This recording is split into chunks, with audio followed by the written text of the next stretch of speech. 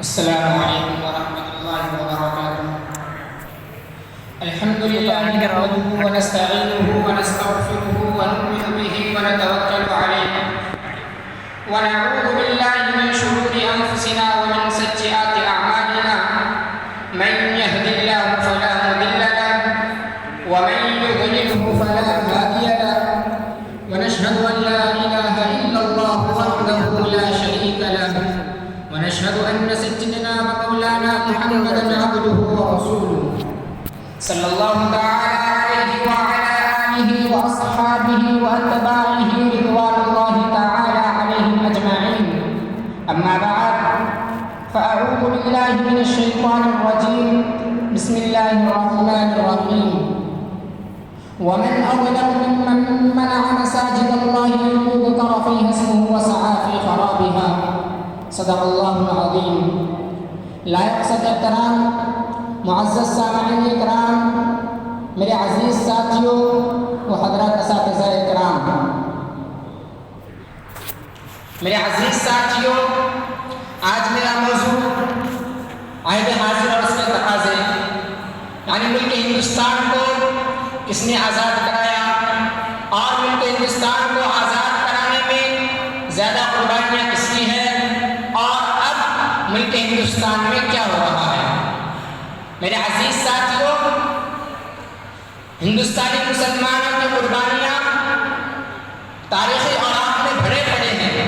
حقائق کو سامنے رکھ کر اگر دیکھا جائے تو مسلم وہ قوم ہے جس نے ہر موڑ پر ہندوستان کے بجھتے چراغ کو روشن کیا اور اس کی ڈوبتی کشتی کو ساحل تک پہنچایا اور پھیلتی طوفانی موجوں اور نفرت و تعصب کے ابلتے شراروں کو ٹھنڈا کیا اور پوری دنیا میں اس کا نام روشن کرنے کے لیے اہم کردار ادا کیا ہے اور اس ہندوستان کو انگریزوں کی غلامی کی زنجیر سے آزاد کرانے کے لیے اپنی جانوں کو قربان کیا ہے. میرے عزیز ساتھیوں، آزادی کے بعد ہندوستان کا بٹوارا ہوا تو ایک ہی خاندان کے لوگ ہندوستان اور پاکستان دو حصوں میں تقسیم ہو گئے اور ایک مدت تک ساتھ رہنے والے دو بھائی ایک دوسرے سے جدا ہو گئے. لیکن کل جب پاکستان ہندوستان پر حملہ ور ہوتا ہے تو وہ ہندوستانی مسلمان جو اپنے عزیزوں کی یاد میں تڑپتے تھے، موقع تھا کہ وہ آج اپنے بھائیوں کے ساتھ مل کر حکومت ہند کی اینٹ سے اینٹ بجا دیتے. لیکن انہوں نے اپنے خونی رشتوں کو فراموش کر کے بے قدر میدان جنگ میں کود پڑے اور سرحد پر قربان ہو کر ہندوستان کی آبرو کو پامال ہونے سے بچا لیا. میرے عزیز ساتھیوں، آپ ذرا آزادی کی تاریخ اٹھا کر دیکھو کہ مسلمانوں کے 70 سالہ واقعات اتنے حیرت انگیز اور دردناک ہیں کہ انہیں اپنی زبان پر لاتے ہوئے خون کے آنسو ٹپک پڑتے ہیں. ملت کے پاسبانوں، آپ ذرا آزادی کی تاریخ اٹھا کر دیکھو تو کہیں آپ کو سید اسماعیل شہید بریلوی طوفان کی طرح کڑکتے اور کسی معاذ پر شہید بریلوی راحت کی طرح کڑکتے اور گرجتے دکھائی دیں گے. تو کہیں آپ کے ارادت مندان باصفا حضرت انوتوی و حضرت گنگوئی کی سرکردگیاں ملیں گی.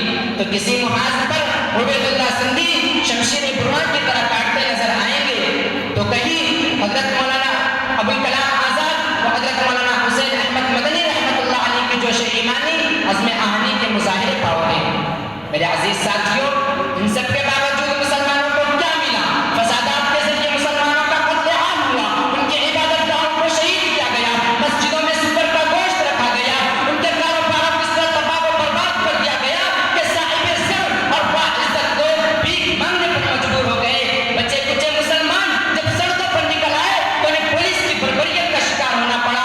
شاہراہیں شہیدوں کے خون سے لالازار ہو گئی. معصوم بہنوں اور بھائیوں کے لاشوں پر مولی اور گوبھی کی کھیتی کر دی گئی. چھوٹے چھوٹے ننھے معصوم بچوں کو زندہ آگ کے انگاروں میں جھونک دیا گیا.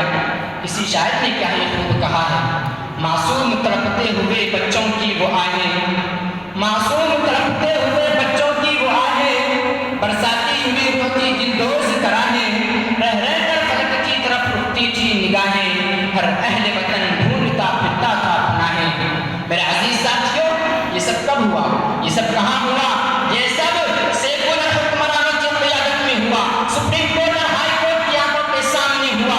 ان میں پولیس اور سیکورٹی فورس کے جوان بھی شامل تھے.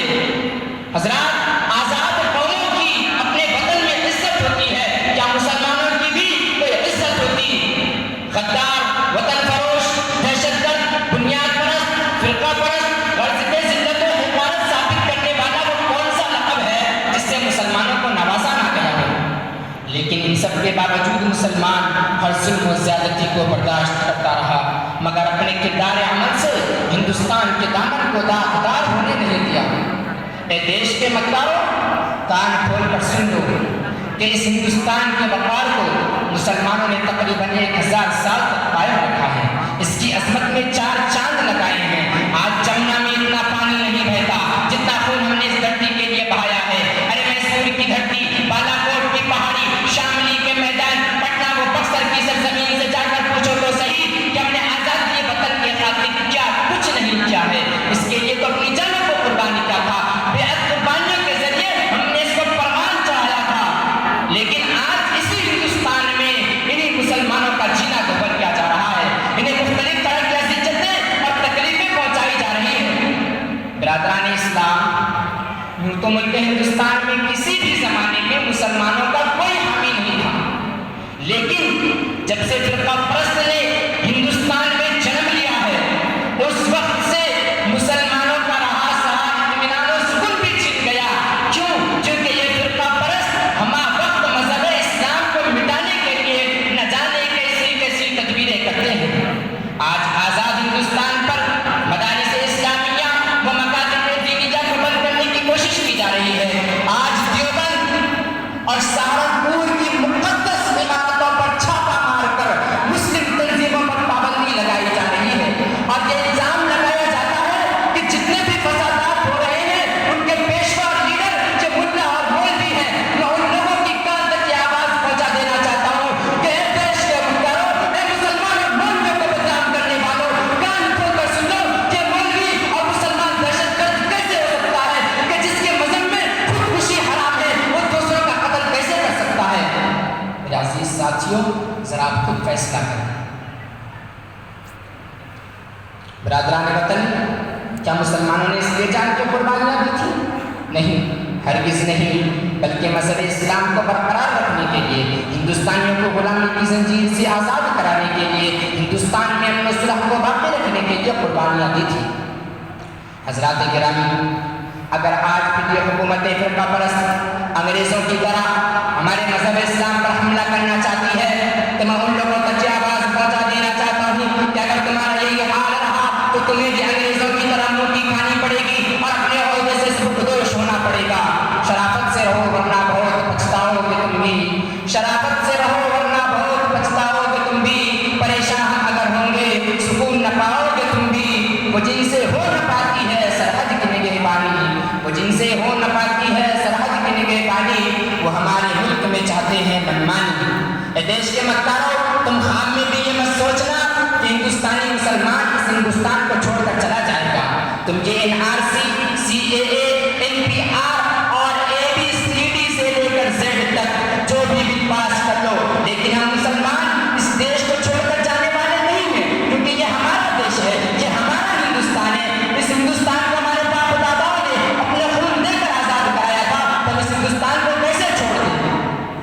لیکن آج ہم مسلمانوں کو بھی چاہیے کہ ہم اپنے ایمان کو مضبوط کریں اور باطل طاقتوں کا ڈٹ کر مقابلہ کریں۔ کمی آئی نہ آئے کہ ہم سب کے ایمان میں، کمی آئی نہ آئے کہ ہم سب کے ایمان میں، حکومت خود بخود اٹھ جائے گی ایمان کی طوفان میں۔ یہ بھارت دیش اپنا اسے پھر سے سجائیں گے، یہ بھارت دیش اپنا اسے پھر سے سجائیں گے، اسے سونے کی چڑیا دیکھنا پھر